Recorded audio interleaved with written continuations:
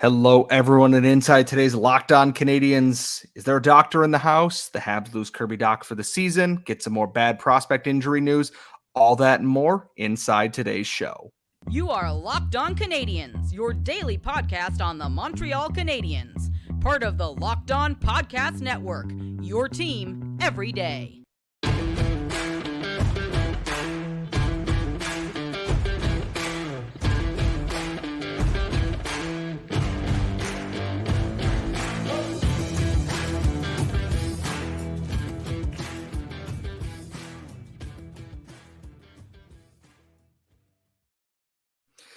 Hello, everyone, and welcome to episode 934 of Locked On Canadiens. Today's episode is brought to you by Game Time. Download the Game Time app, create an account, and use code LOCKEDONNHL for $20 off your first purchase. And as always, thank you for making us here at Locked On Canadiens your first listen of the day, wherever you get your daily podcast, Google, Apple, Spotify, or if you are watching on YouTube. And of course, because we are part of the Locked On Podcast Network, you get your team every single day of the week. That's 5 shows. And yes, I know some commenters have realized Laura and I have done a lot of solo episodes. Work is complicated. What can I say? I am one of your hosts. I am Scott Matla. And as always, I'm joined by the active stick, Laura Saba. And Laura, I am back. You are back. And all we got today on, well, what is Monday when we are recording this is depressing Habs news. And before we jump into that, how you doing? How are you feeling today? I want to know why we can't have nice things. It's because we memed our way to a Stanley Cup final. And I am convinced that was 2 years ago. Yeah, almost 3 at this point. I am convinced that whomever is up there in some way, shape, or form, whoever it is you believe is up there, look down at the Montreal Canadiens and us enjoying this unexpected run and memeing our greatest rival in the first round and then sweeping the cowardly Jets and then beating the cockiest team in the NHL to get to the finals, only to suffer heartbreaking defeat and then the end of the careers of multiple beloved players on this team, and went, not enough. Not enough. And if you can't tell what I am getting at, today was a cavalcade of bad injury news. And the biggest thing is we'll start with the probably the most good but still not great news. David Reinbacher will be out 1 to 3 weeks. He did not suffer anything serious colliding with the boards in Switzerland, but it was just a compounding. I said it was within like 48 hours that we got all this news, and Jared Book pointed out all these injuries happened within 4 hours. David Reinbacher went down earlier in the game. He did come back, didn't take a shift, and eventually left again when the game got out of hand, which is fair. And then Emil Heineman is out indefinitely with an upper body collision. He was going to play a puck and an official trying to move out of the way. He was tripping, whatever. He need Emil Heineman in the head. That was the end of that. I don't want to say it's a concussion because I don't know that for sure, but it seems very likely that that's that. And just, come on. Like, how it's already bad. If that was it, I'm like, okay, that's bad, but it's not terrible. Like, you can overcome that. And we were obviously sad about both those and wish them both the quickest recovery. But it only got worse. And before we get into that, Laura, I know you talked about Heineman's injury a little bit on Monday's episode, but like, are we really going to do this again? For the 3rd year in a row, we're going to do this again? That's what I'm concerned about. And honestly, like all of these 3 injuries that you just talked about, they're not injuries that are, poor conditioning or whatever. They're literally really bad luck, freak injuries happening in the course of play. It's really upsetting. And with Emil Heineman, the thing that I was really upset about is that it felt like he was in the conversation to potentially, although the first 2 games the Laval Rocket played really kind of disproved that, to potentially kind of usurp Joshua Roy's like role as like the first call up. He had played well enough to kind of put himself in that conversation, and now he suffered a setback. And the thing is, like, I'm always certain that Joshua Roy is going to get the chances, right? Even if he gets that cup of coffee and he screws up, whatever happens, he's still going to get the chances. Like, he's still got that background and that I wanted to say pedigree, but that sounds so awful when you're talking about a person, but you know what I mean? Like his history is such that he's going to earn multiple chances, right? His blue chip potential. There you go, the blue chip potential. Whereas with Emil Heineman, it's like it's a constant question mark because he seems to be like an extremely good AHL player, but you want to see a little bit more from him from the NHL. And now with an injury, one of the things that really brought him forward in the conversation was his physicality and the way that he'd been playing. And now with an injury and recovery from that, will he be able to kind of still bring that? And we don't know that it's a concussion. It's just an educated guess based on, our eyes.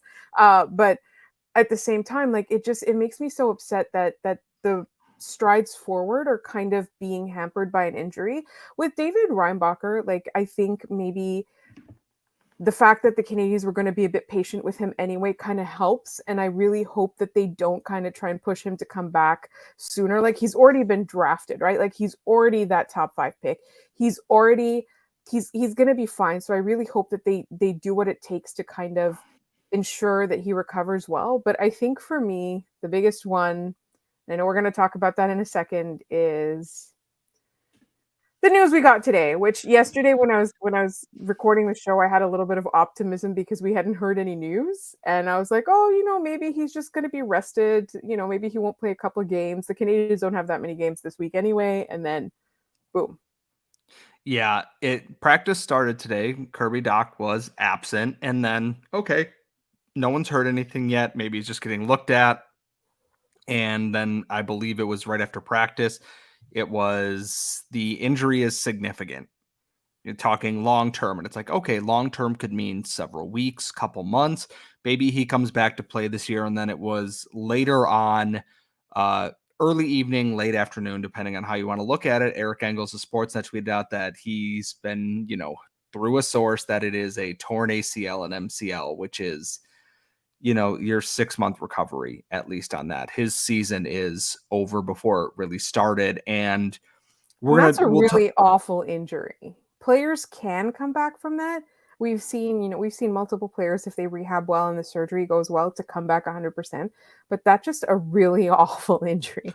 And the thing with that, and my concern with Dach, is that he does a lot with his power and his ability to be agile on his frame there, and that I'm hoping it doesn't slow him down any. And obviously we'll get a diagnosis at some point on there from the Canadiens, and we'll get the timeline. But it's 2 games into a season where he looked really good in the preseason, and that Slafkovsky, Dach, Newhook line was cooking. It looked great.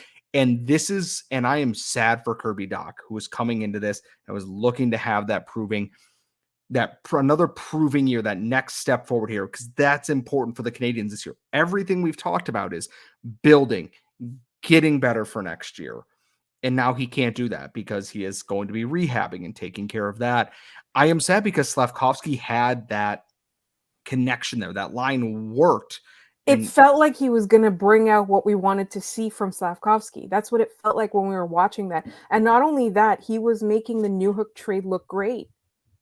And here's the thing is, we're going to find out, can Alex Newhook survive without Kirby Dach? Can Uri Slafkovsky survive without Kirby Dach? And I think they've both played well. That isn't a problem at all. Like, I'm not worried about them being effective players, but losing a guy like Kirby Dach there stings. And like I said, in the next segment, we're going to talk about what the plan is for there.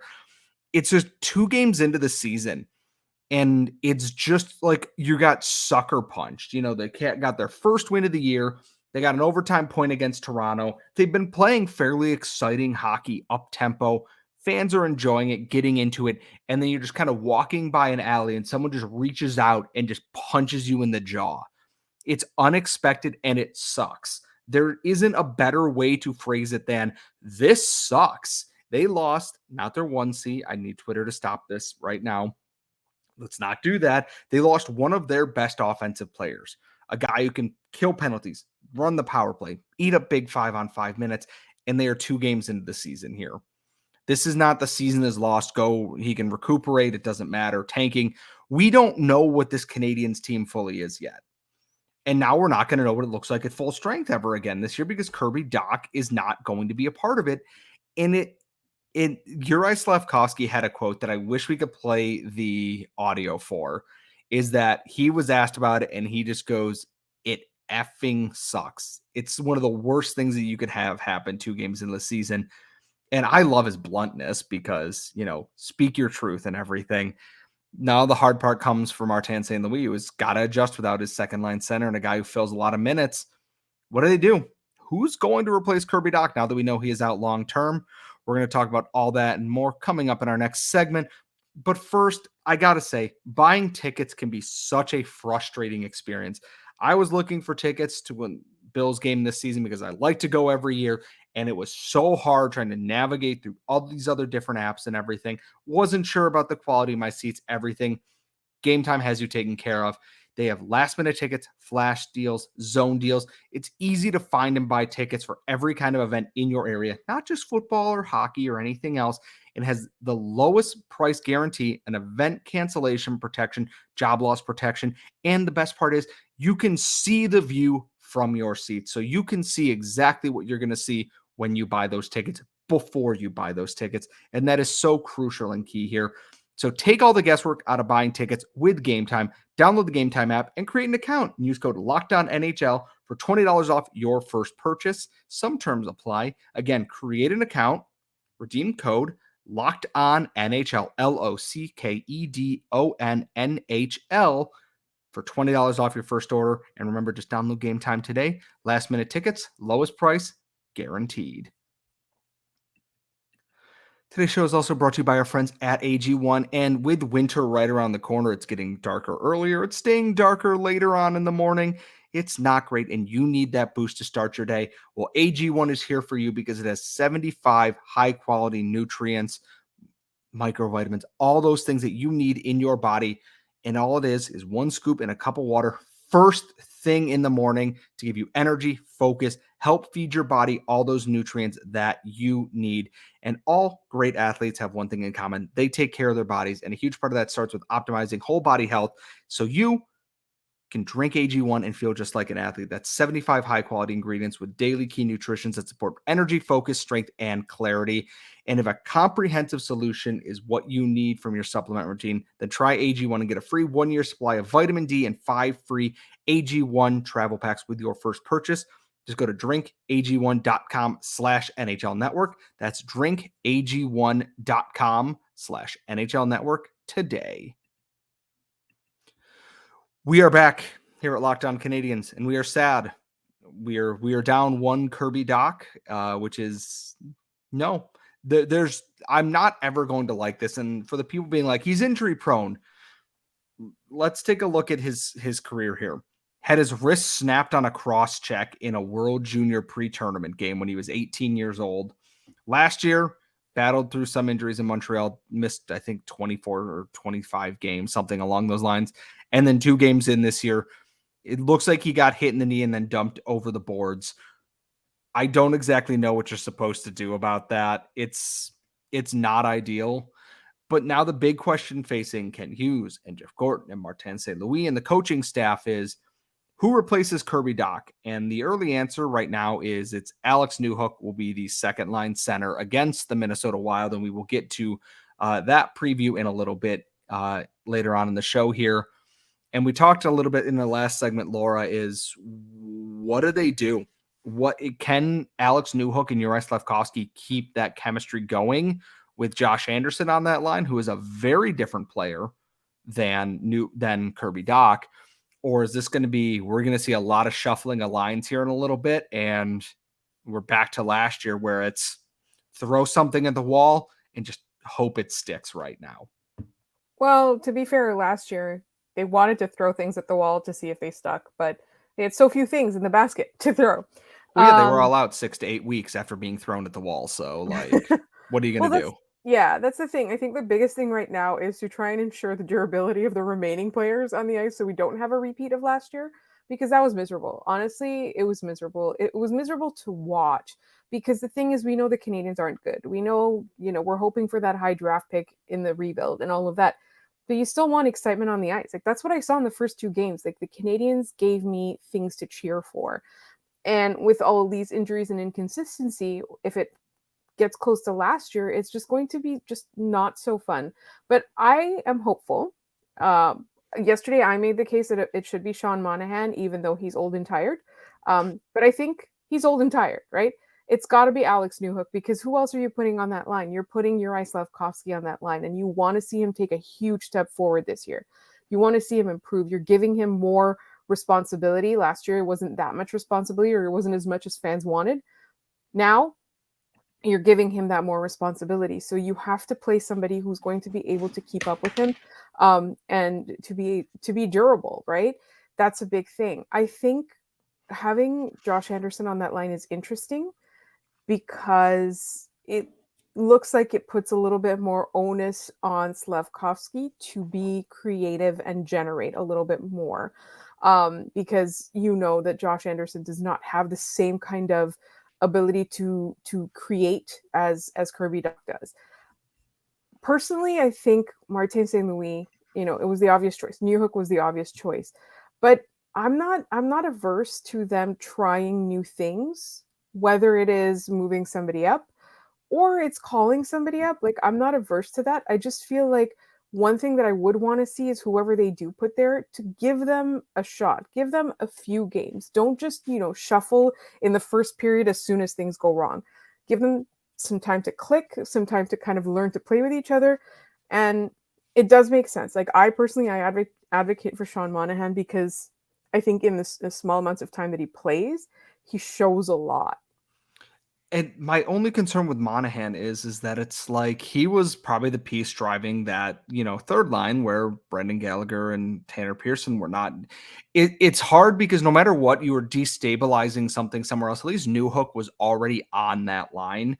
Yes. And it seems with Anderson moving down a line, which is something that Anderson has played well in that role so far this season. Doesn't have his goals yet, but he's played well alongside Caulfield and Suzuki, which is great because we know that sometimes that happens. But they are moving Raphael Harvey-Pinard up to that top line there. Michael Pezzetta will come in on the fourth line, and I'm not opposed to that either. I think Raphael Harvey-Pinard is a great just stick him and go. And here's the thing. I think that if Anderson isn't working on that second line, they can just swap those two pieces, and Harvey-Pinard can go in on the second line there. And I'm not opposed to that. Sorry, go on. No, you were go about ahead. to say. I was going to say the biggest concern for me with that first line, and I know we saw it before, and I know it's one of those things where, like, it is just proportionately a concern. It's a bit overblown. It's just there's no real size and physicality on that line. They're all fast. They're all smart and wily and can get out of situations, but I don't see a giant body plowing forward on that line. On the first line or the second line? On the first line. No, I want to see a giant body plowing forward on that line. And that's the thing is, my thought is I'm always like, why don't they move Slafkovsky up a line there? But I think he's played well in the role that he is, and I understand them sticking with that. It's a bunch of maybes and no confirmed, like, yes, this is it.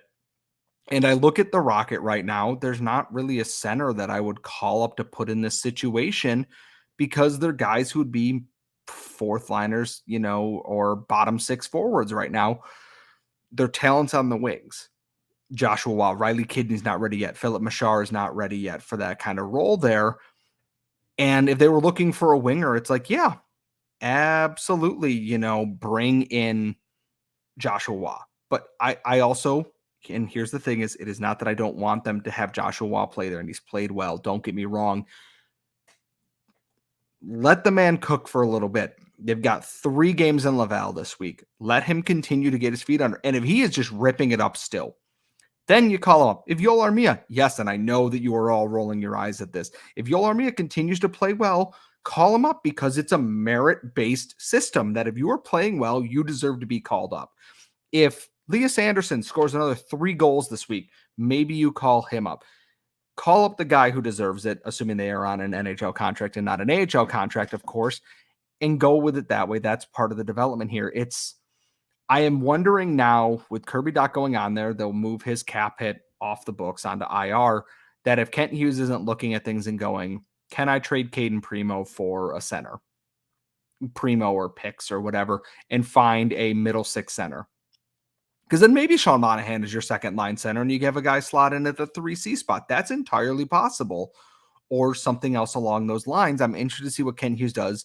We know that he loves to get creative. Anthony Mantha was a healthy scratch tonight, but I do not believe Anthony Mantha is a center. So I could be wrong on this, though. He is a right winger. So ignore that. Never mind. Connor Garland's out there. He's also a winger, though. I'm very interested to see what Kent Hughes can cook up going through this now, because he has an entire season to play without a true second line center now, which is horrifying for Canadiens fans everywhere. Laura, do you have any parting thoughts before we move on to the final segment? No, I'm just still trying to figure out why we can't have nice things. I'm telling you, it's because we memed Toronto and the gods somewhere just got angry at everybody for having a little bit too much fun and hope. And they were just like, nope, we're not even going to give you like a month before Sean Monahan's groin explodes this year. You're getting 2 games and you're losing Kirby Dach and you're going to like that. And the first thought I have is I don't like that at all. I like having healthy players and I like having a full health team. And yet here we are. There is still games to be played, unfortunately, and coming to the Bell Center on Tuesday night, one of the Canadiens' biggest boogeymen teams, the Minnesota Wild. We're going to talk about what we know or what we expect from this game and what's going to happen, and that's all coming up next. But right now, it is the perfect time to snap into the NFL season with FanDuel, America's #1 sportsbook, because right now, new customers get $200 in bonus bets guaranteed when you place a $5 bet. That's $200 in bonus bets guaranteed, win or lose on your first bet. If you think about joining FanDuel, there's no better time to get in on the action.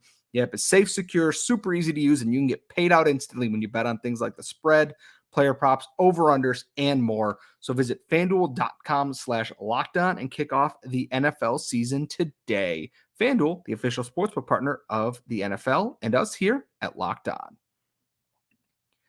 And us here at Locked On also remind you to please gamble responsibly whenever you bet on sports.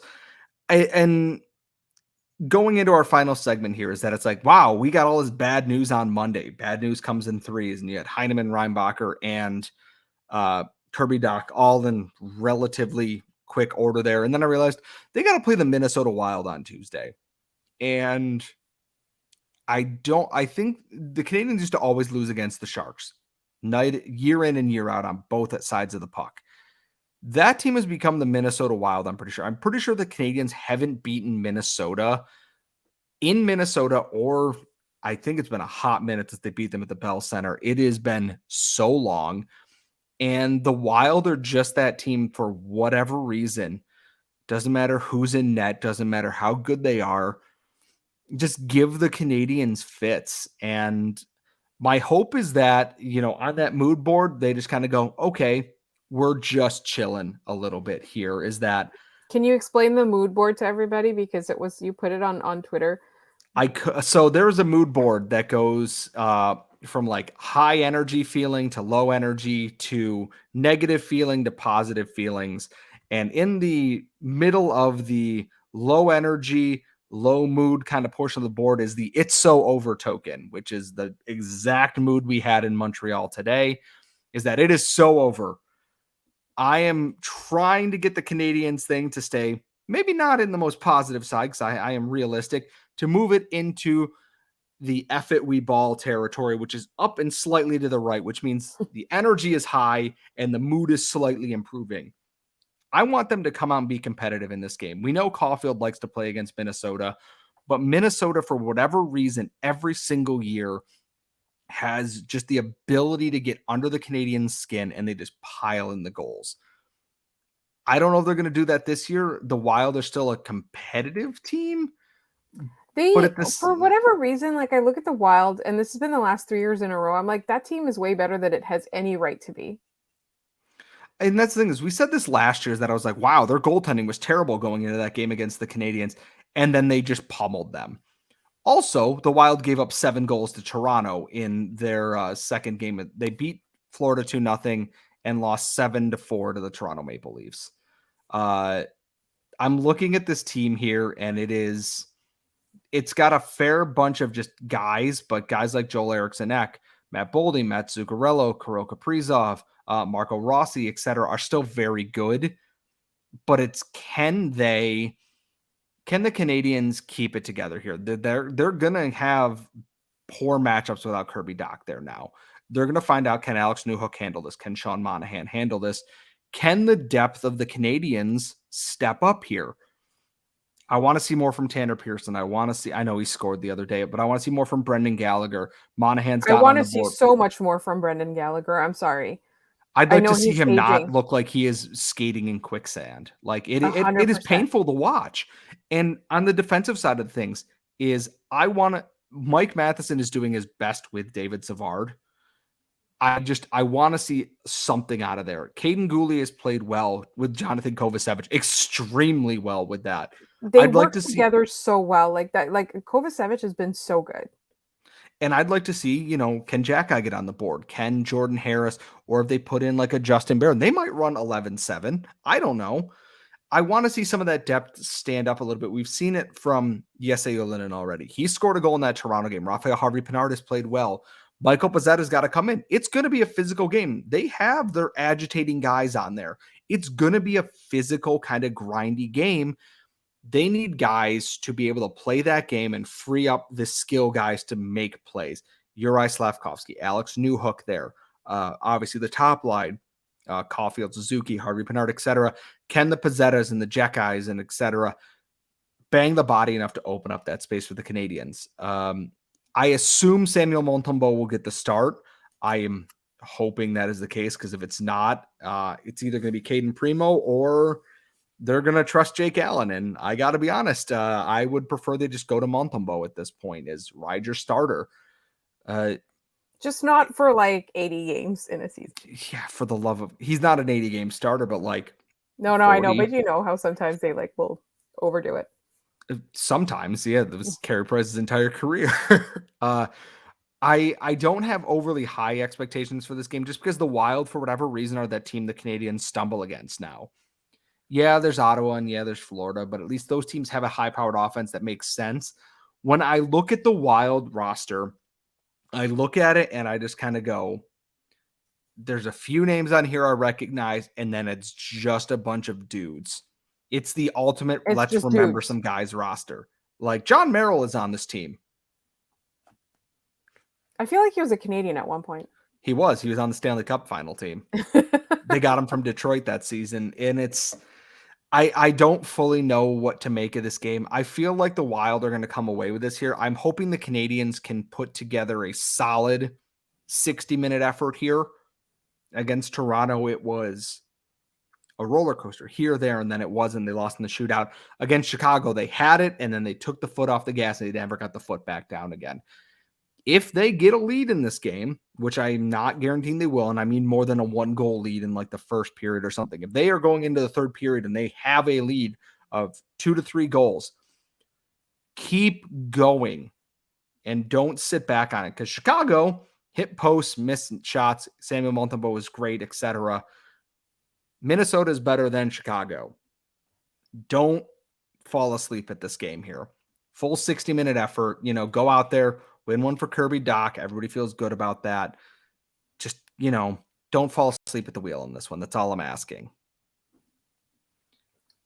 I don't have anything to add to that. I was going to say, do you have any parting thoughts before we go? But no, we are going to be...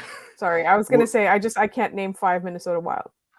I mean, I wouldn't ask you to anyways, because I can't name 5 Minnesota Wild at this point. It's a bunch of, like I said, it's Minnesota guys. It's the guys. Minnesota membersome guys. Like that is the game here. We will be back. We will have our post game afterwards. We'll talk about the game. We'll talk about what's upcoming next. Any other news that has come across the Canadiens timeline in that window there.